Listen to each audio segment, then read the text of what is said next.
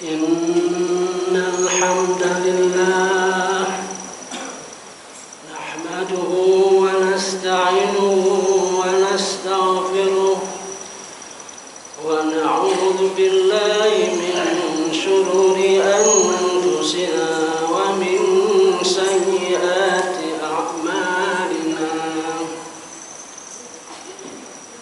من يهده الله فلا مضل له ومن يضلل فلا هادي له أشهد أن لا إله إلا الله وحده لا شريك له وأشهد أن محمدا عبده ورسوله اللهم صل وسلم على نبينا محمد وعلى آله وصحبه أجمعين.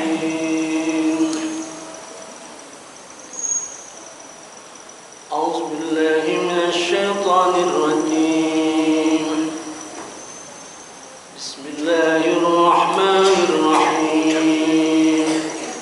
يا أيها الذين آمنوا اتقوا الله حق تقاته ولا تموتن إلا وأنتم مسلمون.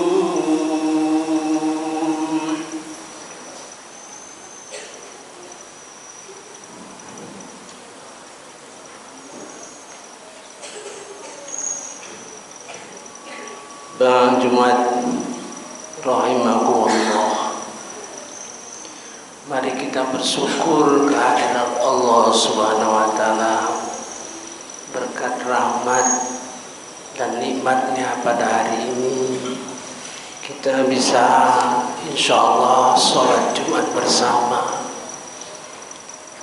dan mendengarkan khutbah. Selawat serta salam kepada junjungan Nabi besar Muhammad sallallahu alaihi wasallam. Allahumma shalli. Kata syukur selalu saya ulang-ulang supaya kita dapat mengingat makna syukur. Kalau sehari-hari kita selalu mengucapkan kata syukur, tapi syukur yang sebenarnya harus kita ketahui. Jadi walaupun mungkin saat-saat sekarang ini kita belum mampu bersyukur yang sebenarnya, maka paling tidak kita tahu syukur itu ada tiga unsur. Syukur dengan hati, syukur dengan lisan, syukur dengan anggota badan.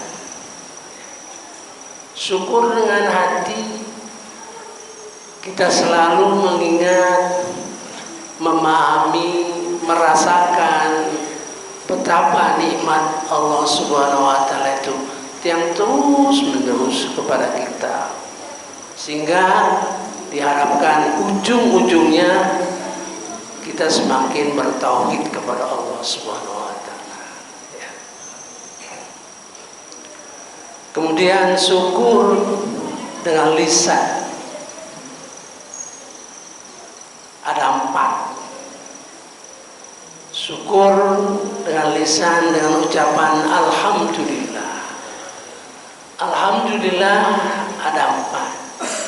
1, berdasarkan perintah Allah di dalam Quran. Kita harus mengucapkan alhamdulillah. Ada 33 substansi. Misalnya dalam surah Kahfi ayat 1, alhamdulillah atas turunnya Al-Quran yang disampaikan kepada Nabi Muhammad SAW, dan isi Al-Quran itu tidak bengkok. Itu namanya syukur fakta. Syukur yang diajarkan Allah kepada kita. Kemudian syukur emosi, syukur apa yang kita rasakan. Misalnya kita naik pangkat, dapat rezeki, ya. Sehingga kita bersyukur, alhamdulillah. Tapi emosi kita. Syukur ketiga, syukur yang diajarkan oleh Rasulullah SAW ketika kita bangun tidur, misalnya, ya kan? Alhamdulillah, alladzi ahyana wa amatna wa ilaihi. Ya, syukur diajarkan oleh Rasulullah. Alhamdulillah, yang keempat, yang di luar kontrol kita. Misalnya kayak bersin, alhamdulillah. Kemudian syukur anggota badan. Syukur anggota badan itu syukur meningkatkan ibadah kita. Syukur dalam rangka meningkatkan ibadah kita. Kepada Nabi Daud diperintah, ya Daud, bekerjalah sebagai tanda syukur.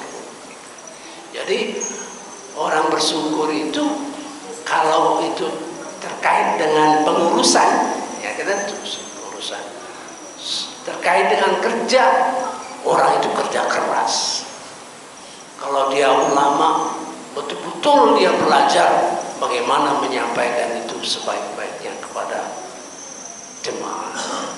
Kalau dia pengurus masjid, berusaha betul-betul masjid diurus sehingga makmur masjid yang seperti di dalam surah At-Taubah.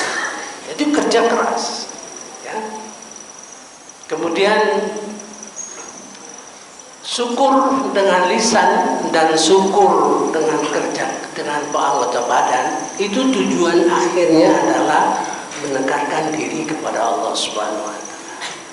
Jadi kalau kita sekarang ini, misalnya bapak ada saudara-saudara, adik-adik sekalian bersyukur, terus undang sahabat-sahabat jemaah untuk syukuran di rumah, menyediakan makan, ya.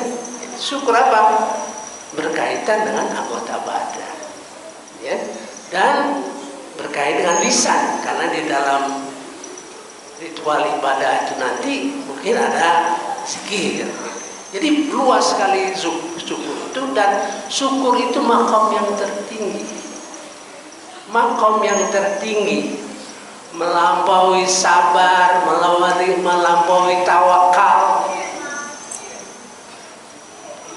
Kemudian berselawat kepada Nabi Muhammad SAW supaya ada rasa cinta. Berselawat kepada Nabi Muhammad itu supaya ada cinta, menerbitkan rasa cinta. Bagaimana dia nanti di akhirat nanti dalam surah Furqan ayat 30 dia melapor kepada Allah. Wa qala Rasul, ya Rabbi, Rasulullah itu berkata, ya Rabbi, ini qaum ittakhadhu hadzal Qur'ana mahjura. Ini Quran ini diabaikan oleh kaumku, oleh umatku. Itu sedih kita. Nah, bagaimana kesedihan Rasulullah itu terkait dengan Al-Quran? Maka kita akan bekerja keras bagaimana pendidikan Al-Quran, tahsin, sebagainya, tafsir digalakkan, karena kita nanti kalau ketemu Rasulullah SAW paling tidak kita bisa mengatakan, ya Rasulullah, kita tidak termasuk jamaah masjid As-Salam, tidak termasuk, mudah-mudahan tidak termasuk orang yang dilaporkan, gitu, ya. Nah, itulah ucapan yang selalu di awal baik pidato, khutbah, ada kata syukur dan bersalawat kepada Nabi Muhammad. Jadi kita tahu sekarang substansi syukur. Masyarul muslimin rahimakumullah, pada siang hari ini saya akan menggugah hati kita bersama. Kalau kita diajak oleh khotib, marilah kita tingkatkan takwa, marilah kita tingkatkan iman, marilah kita tingkatkan amal. Di dalam hati kita tuh bertanya,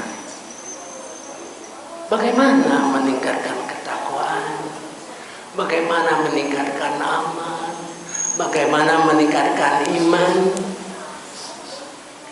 Nah, karena pertanyaan itu bisa menggerakkan hati kita. Kalau kita tahu, oh begini cara meningkatkan ketakwaan, oh begini cara meningkatkan amal, oh begini cara meningkatkan iman, baru jalan, baru berjalan tiap minggu. Minggu ini maju, minggu depan maju. Jadi kegiatan khotbah setiap minggu itu menambah ilmu kita, ya, sehingga kita bergerak. Baiklah, mungkin kalau takwa memakan waktu yang lama, ya, menangkan waktu yang lama, karena inna akramakum innallahi atqakum. Orang yang paling mulia di sisi Allah itu orang yang paling bertakwa. Nah, kata paling itu arti yang paling tinggi. Tentu ada jalan-jalan yang harus dilalui, yang terbentang di dalam Quran sebetulnya.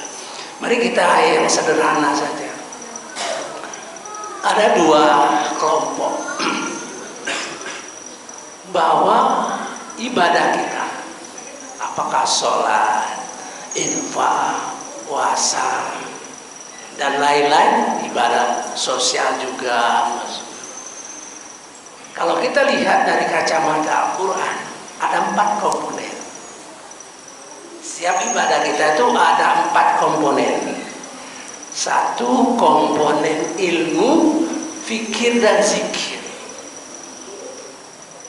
Komponen ilmu, fikir dan zikir. Kemudian komponen hati. Hati yang berkembang ke arah rasa takut, rasa cinta, rasa sayang, rasa penuh harap, bergerak. Kemudian bersifat gerakan fisik. Keempat, bersifat materi atau non materi. Jadi semua ibadah-ibadah kita itu pasti ada komponen itu. Nah, ya. Jadi kalau kita ingin meningkatkan ibadah kita, maka komponen itu harus naik. Misal, saya contohkan, kalau kita meningkatkan ibadah kita dalam sholat, sederhana saja, yang sederhana,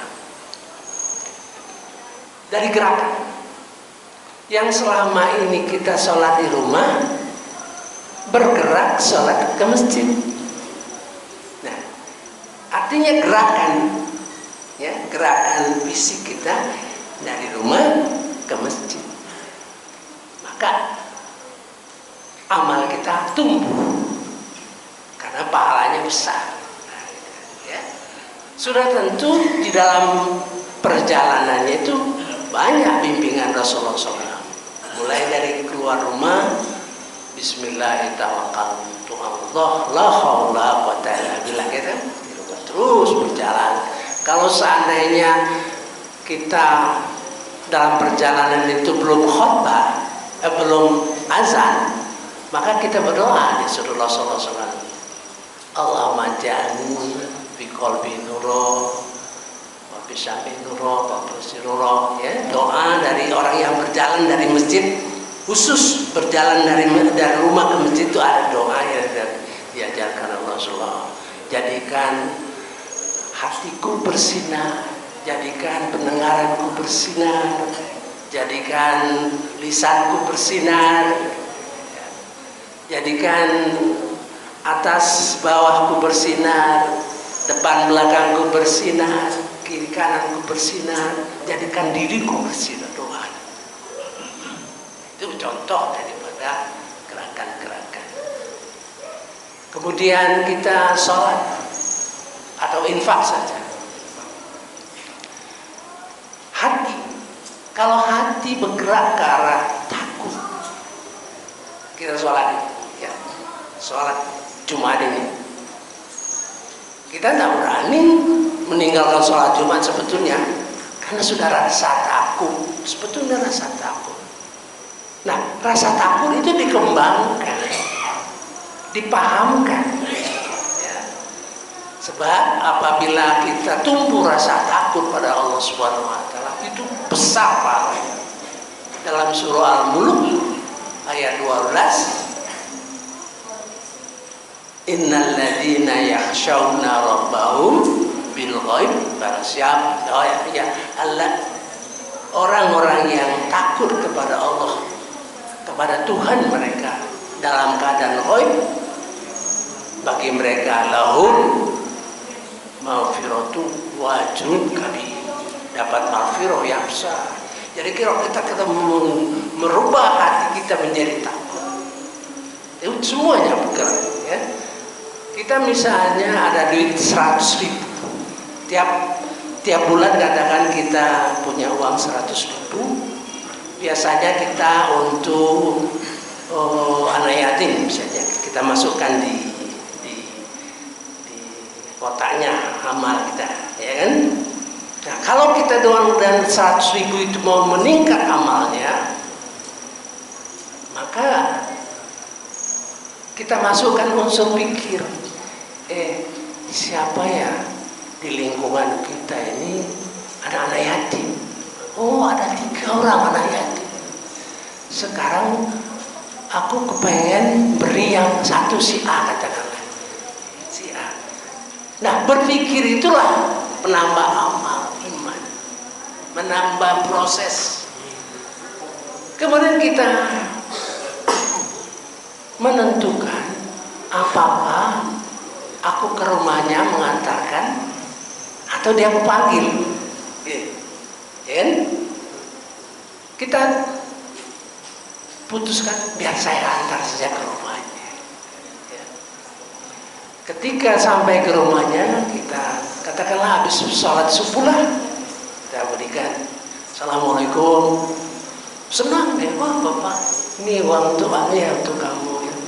Begitu melihat keadaan rumahnya, ya mungkin rumahnya itu besar dapur kita, tersentuh hati, sehingga kita bertekad untuk memberikan santunan itu setiap bulan.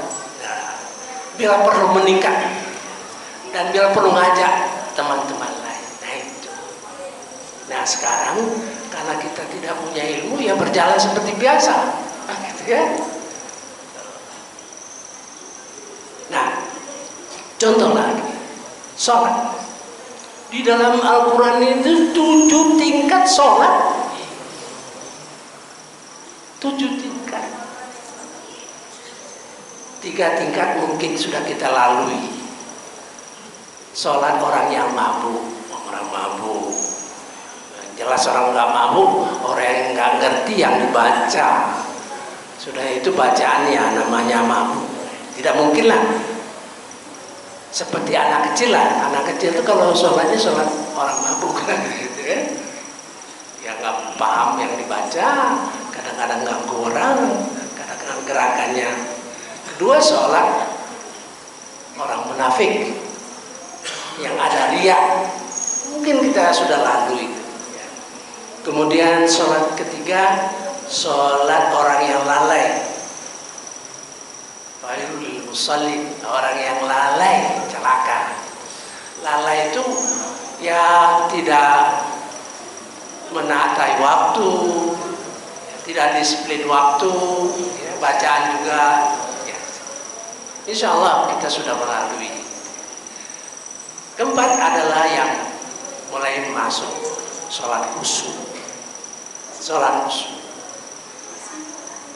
sholat yang menunjukkan antara sholat dengan kelakuannya sehari-hari itu sejalan. Kemudian sholat terpelihara. Jadi sholat itu ditingkatkan terus sampai meninggal dunia ya. Nomor 5 ya. Nomor 6 adalah sholat yang memelihara akhlak yang mulia. Jadi sholat itu berkaitan dengan akhlak mulia. Yang ketujuh adalah sholat yang menggerakkan jihad. Nah, kita bisa menilai. Oleh sebab itu kita nggak ada lain caranya belajar. Itulah contoh-contoh praktek di dalam kehidupan sehari-hari kita sehingga bergerak ibadah kita itu. Walaupun katakan kita punya uang 100.000, tidak nambah gitu, tidak nambah, tapi dengan usaha menggerakkan badan kita ke rumahnya, memperhatikan dia sehingga hati kita terpaut dengan anak yatim, nah itu ibadahnya semakin tinggi. Nah, yang kedua yang sederhana itu berat ya. Ada 4 itu berat dari sisi konsep Quran. Yang kedua adalah yang diberikan contoh oleh Nabi Muhammad SAW. Nabi Muhammad SAW itu selalu dibikinnya sederhana ya, supaya mudah kita lakukan ya. Yaitu dia memberi batasan cabang iman itu ada 70. Yang paling tinggi adalah membaca la ilaha illallah. Yang paling rendah adalah katakanlah membuang paku atau beling di jalan sehingga tidak diharapkan tidak melukai orang. Sederhana. Sehingga kalau ditanya antara 70 dengan nomor 1 katakanlah apa? Tidak ada hadisnya. Ya. Jadi yang paling tinggi la ilaha illallah zikir. Kemudian mungkin baca Quran, mungkin meningkatkan sedekah, meningkatkan silaturahmi. Semuanya bernilai pahala. Nah, mengapa iman diwujudkan oleh Rasulullah SAW dengan menunjukkan amal? Karena amal itu bergerak karena hati. Karena hati yang beriman kepada Allah Subhanahu wa taala. Tergambar oleh kita ya. Jadi setiap orang menurut Rasulullah, menurut Al-Quran itu beda-beda antara kita. Jangan samakan ya. A'udzubillahi minasyaitonirrajim. Bismillahirrahmanirrahim. Qul ya'mal ala syakilati. Katakan, setiap orang itu beramalnya beda-beda. Sesuai dengan lingkungannya, sesuai dengan bakatnya, sesuai dengan anglenya, kecenderungan potensi yang ada padanya. Jadi bisa saja kita seorang zikirnya senang banget zikir. Nah, kan ada yang sholatnya biasa-biasa saja, yang pokok-pokok saja, tapi karena dia banyak duit, dia beramal dengan sholat. Ya, insya Allah mudah-mudahan dengan adanya pengetahuan seperti ini, kita tahu bahwa kita bisa bergerak amal-amal kita oleh karena pilihan-pilihan. Dan setiap orang itu berbeda-beda. Nah, dari konsep Al-Quran tadi 4 diingatkan kembali kelompok fikir zikir. Jadi kalau kita tahu apa sih dasarnya kita katakanlah sholat Jumat ini apa dasarnya ya? Kita menyembah siapa ya? Kadang-kadang tidak bisa kita jawab. Yuk, Anda menyembah siapa? Allah. Dari mana tahu? Oh, di dalam Al-Quran ada innani anallah dalam surah Toha ayat 14. Sesungguhnya aku ni Allah. Innani anallah la ilaha illa ana, tidak ada Tuhan selain ana. Fa'budni, bersembahlah, berbakti kepada. Aqimis sholah, Dzikrillah, salatlah, sembahyanglah kamu mengingatku. Oh, artinya Allah menyatakan dirinya. Sebetulnya mengapa Allah harus mengatakan dirinya? Yang namanya Tuhan harus mendeklarasikan dirinya. Jadi nanti di akhirat nanti ada yang menyembah katakanlah matahari, ada yang menyembah bulan, menyembah pohon-pohon. Nanti ditanya, kata pohon, aku tidak pernah bilang aku Tuhan. Nah, itulah perlunya kita tahu dasar-dasar ibadah kita, sehingga kita bersemangat untuk melakukannya dan kita bisa mengontrol perjalanan kita, ya, mengontrol perjalanan kita. Kalau kita di dunia ini sekolah saja S1, S2, S3 terus belajar terus. Nah, kalau soal akhirat dianggap enteng aja, dianggap biasa aja. Tapi nanti setelah kita ketemu pada hari akhirat yang baru tahu kita apa-apa yang sebetulnya kita harus lakukan. Barakallahu li wa lakum fil Qur'anil azim wa nafa'ani wa iyyakum bima fihi minal ayat wa dzikril hakim. Taqabbalallahu minna wa minkum tilawatahu innahu was-sami'ul alim. Wastaghfiru innahu al-ghafurur rahim. Allahumma shalli wa sallim ala sayyidina Muhammad wa ala ali sayyidina Muhammad.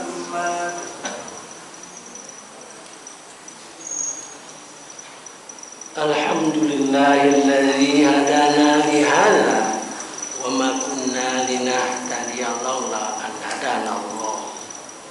Wassalatu wassalamu ala nabiyyina Muhammadin Rasulillah wa ala alihi wa ashabihi wat tabi'in lahum bi ihsani ila yaumil qiyamah.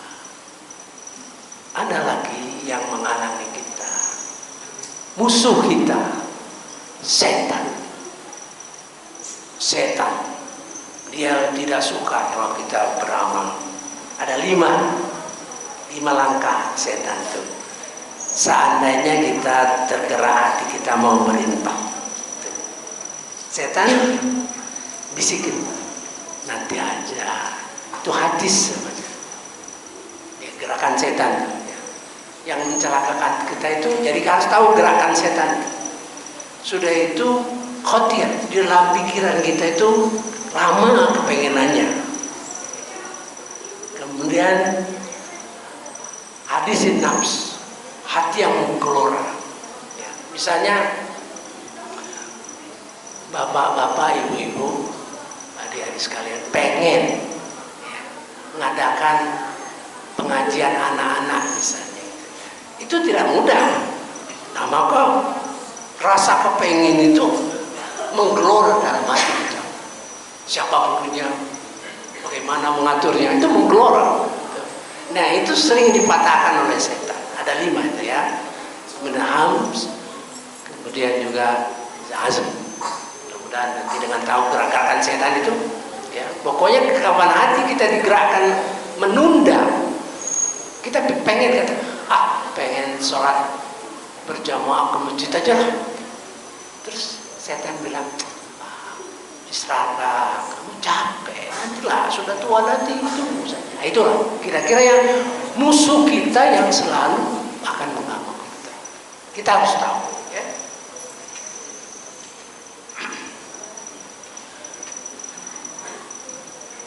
Allahumma fir lil muslimina wal muslimat wal mu'minina wal mu'minat al ahya'i wal amwat innaka samiun qaribun mujibud du'a.